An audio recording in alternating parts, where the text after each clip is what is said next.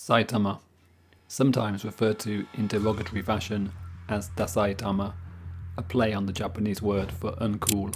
But is it a fair reputation? This is a football-crazy corner of Japan.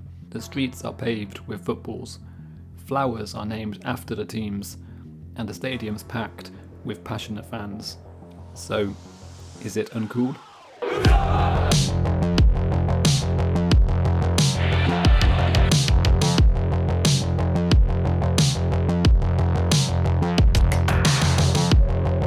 This is one of the coolest places anywhere in the country to watch football. This is Football Destinations Japan, Saitama.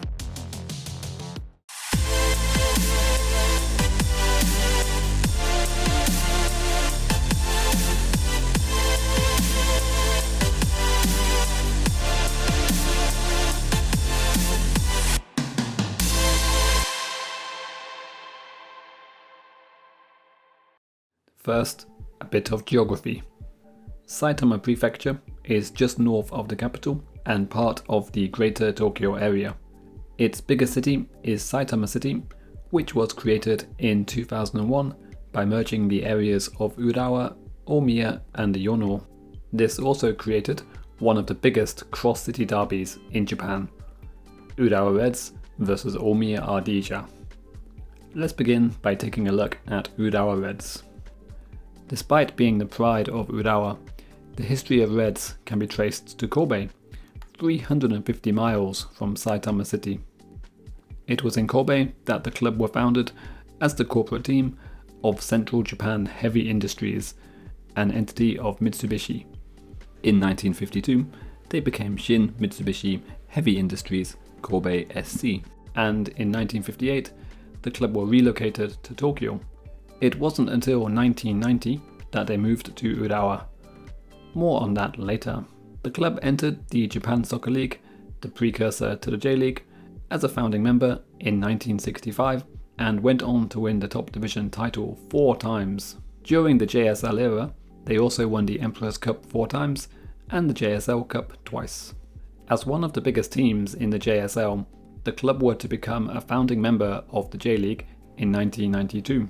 A requirement of joining the J.League is being connected to and named after a designated hometown. Initially, Mitsubishi aimed to remain in Tokyo at Edogawa Athletic Stadium, but attendance issues meant an agreement couldn't be reached with the local government, so instead the club relocated to Urawa to play at Komaba Stadium, and they would enter the J.League officially as Urawa Red Diamonds, commonly shortened to Urawa Reds. Bar one shock relegation in 1999, Urawa Reds have been a mainstay of the top tier since entering the J-League in 1992, and they were arguably at the peak of their powers in the mid-2000s. The club won the Levan Cup for the first time in 2003 and added a 5th Emperor's Cup in 2005. And then, in 2006, Reds became J-League champions for the first, and so far only time. To add a cherry on top, they also won that season's Emperor's Cup. And things were about to get even better. As J-League champions, Reds entered the Asian Champions League and went on to win the tournament for the first time in their history, defeating Sepahan from Iran 3-1 on aggregate in the final. But little did Reds know that it would be another 9 years before they would once more lift silverware. That's not to say they fell off a cliff. The club endured almost a decade of near misses, finishing runners-up in the Levan Cup twice, once in the Emperor's Cup and the Super Cup. They missed out on being 2014 J1 champions by 1 point. They also finished third in 2012 and 2015. They finally ended their barren run in 2016 by winning the Levan Cup for a second time. And then in 2017, Reds became the most successful Japanese team in the Asian Champions League by winning the tournament for a second time, defeating Al Hilal of Saudi Arabia 2-1 on aggregate in the final. Reds won a 7th Emperor's Cup in 2018, putting them joint second with Yokohama F. Marinos on the all-time winners list. Since 2001, Reds have played home games at Saitama Stadium 2002, which was built for the 2002 World Cup. The 63,700-seat stadium also hosts some Japan national team games and was also the venue of domestic cup finals, while the new national stadium was under construction. In 2006, when Reds won the J1 title, they averaged over 46,000 fans at Saitama Stadium. Attendances have fallen over the years, but the atmosphere for a Reds home game is still unlike anything else in Japanese football. The passion of the Reds fans makes Saitama Stadium an intimidating venue for away teams, with hissing, booing, and jeering commonly reverberating around the ground.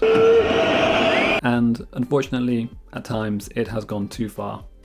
Namely, in 2014, when a Japanese-only banner was displayed by some fans in the stadium. For this, the club were handed a one-game behind closed doors punishment. Urawa Reds are one of the most important teams in Japanese football.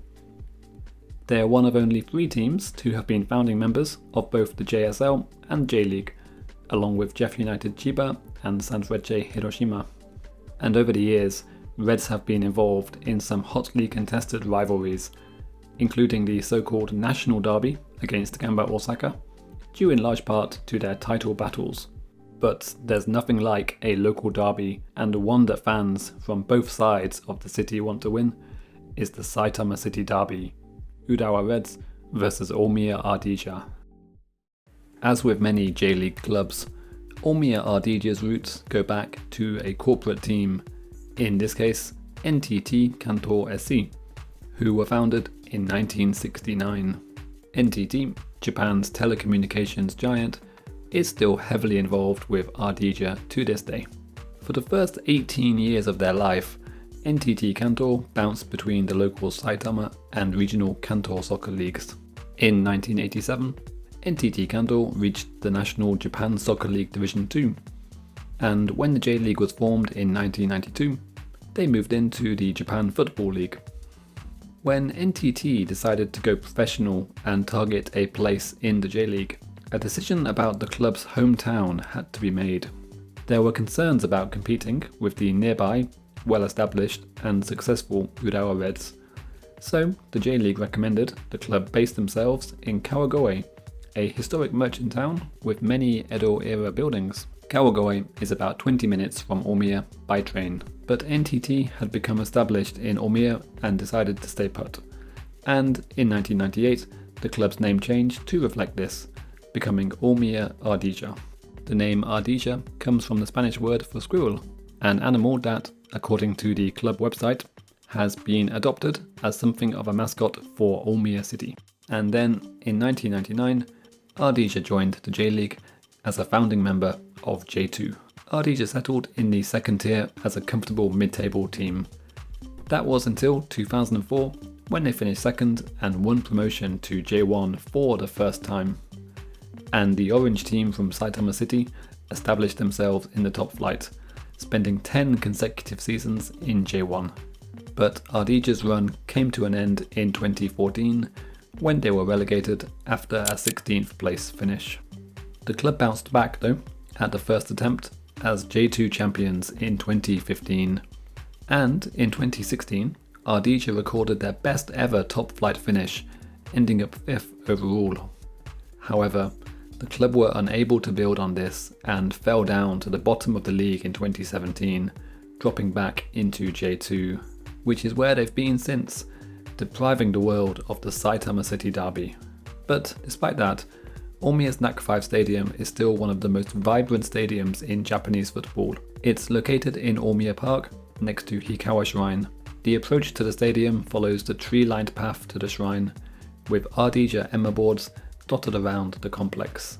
As you exit the shrine, you'll catch your first glimpse of NACK5 through the trees. And inside the stadium, the atmosphere is electric, with an orange wall of bouncing fans behind the goal.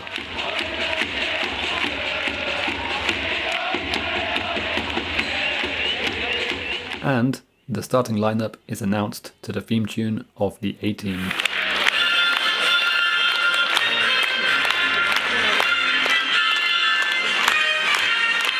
Let's hope the stadium will be hosting a Saitama City Derby again soon. One place we will be getting Saitama derbies in the near future is in the newly formed J.League. The J.League will be Japan's first professional women's football league when it begins in autumn 2021, and Saitama will have no less than 3 teams in the inaugural season: Urawa Reds, Omiya Ardija Ventus, and Chiefurei AS Elfen Saitama. Urawa Reds ladies are one of the most successful club teams in Japan.